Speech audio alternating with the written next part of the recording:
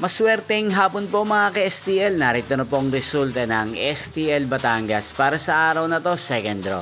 June 20, 2025, araw ng Biyernes.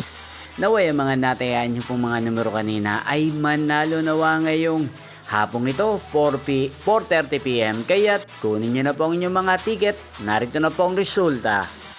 Ang mga numerong nanalo sa STL Batangas ngayong hapong ito, June 20, 2025. 4:30pm. Second draw result 17 at 39 in exact order. Sa lahat po ng tumaya kanina sa STL Batangas para second draw ng 17 at 39.